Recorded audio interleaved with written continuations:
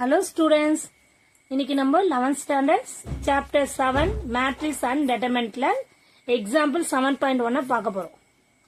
Question பார்ப்போம். Suppose that a matrix has 12 elements. What are the possible orders it can have? 12 elements வர மாதிரி எவ்வளவு possibles கிடைக்கும் அப்படின்னு கேக்குறாங்க. அதுல இன்னொரு செகண்ட் क्वेश्चन கேட்டிருக்காங்க. What if it has 7 elements? First நம்ம 12 elementsக்கு பார்ப்போம். அதுக்கப்புறம் 7 elements கண்டுபிடிப்போம். 12 elements பார்க்கும்போது ரோ காலமா பார்க்கும்போது ஃபர்ஸ்ட் ரோல 1 ரோல பார்க்கும்போது 12 ஸ்டூடண்ட்ஸ் இருந்தா அது 112 ஆர் போட்டுக்கலாம். அதே 2 ரோல போகும்போது 2 ரோல இருக்கும்போது 6 6 ஆ பிரிச்சுக்கலாம். அப்போ 2 6 ஆர் 12 ஸ்டூடண்ட்ஸ் ஆயிடும். ஃபார் எக்ஸாம்பிள் ஓகேவா, சப்போஸ் 3 ரோவா இருந்தா 4 ஸ்டூடண்ட்ஸா 3 4 4 ஸ்டூடண்ட்ஸா பிரிச்சுக்கலாம்.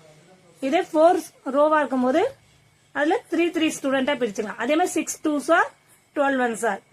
சோ ஃபைனலா நம்ம 112s 12 1s 2 6 6 2s 3 4s 4 3s கண்டுபிடிச்சுக்கலாம். So are possible orders.